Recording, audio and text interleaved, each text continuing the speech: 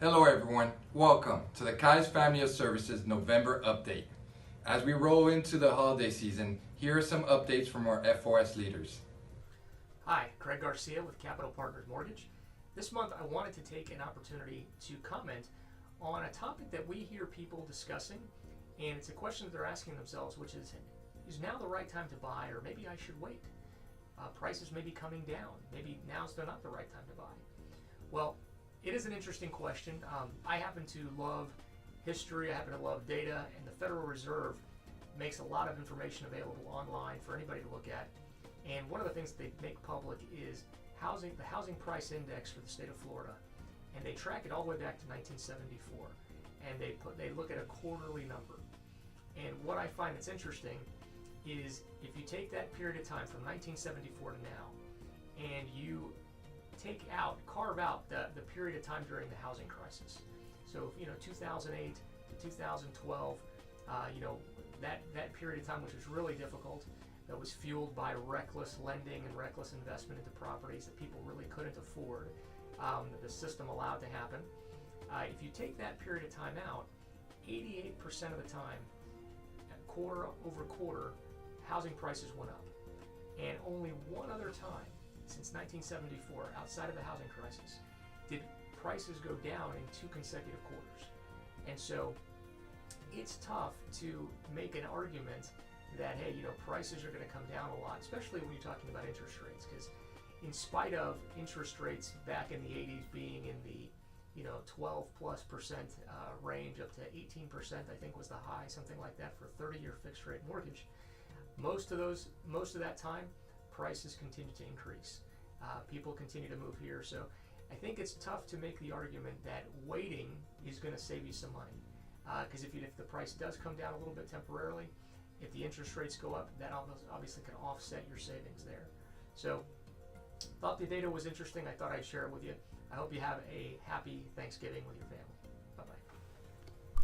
Hello, happy Thanksgiving. I want to talk to you this month about insurance score. Number one, how does it affect the price for insurance? And number two, will it affect your client as they move towards closing? To answer the second question first, it's a soft tap on somebody's credit, kind of like a consumer rating, to help the insurance companies individualize the rate for each client for each property. The second thing is, how can it affect the rate? Well, typically in the past, everything that the insurance companies have looked at has to do with the property. As we spoke about last month, they're starting to look at the individual's loss history. In addition to that, the insurance score is like a consumer rating, which will either increase or decrease the amount that anybody would particularly pay for that property.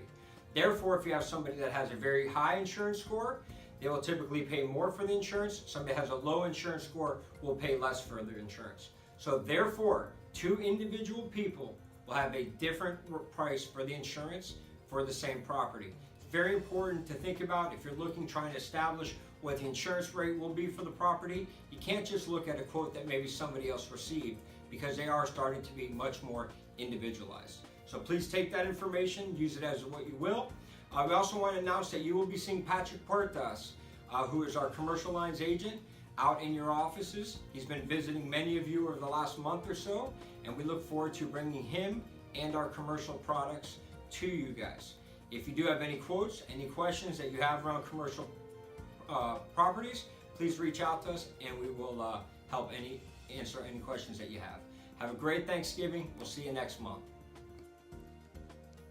Hello there. Last month we shared our Heroes program with you, a program designed to show our local superheroes our appreciation for their service. As we enter the month of November and the holiday season, I'd like to continue to focus on the theme of gratitude and appreciation. Waking up every morning with an attitude of gratitude welcomes continued positive things into your life. When it comes to title insurance, here are 3 things to be grateful for. Number 1, peace of mind. If there's ever a problem like a back lien or fraud, you're covered. Number 2, security. Pay a one-time fee and get a lifetime of protection on the property. And number 3, ease and grace.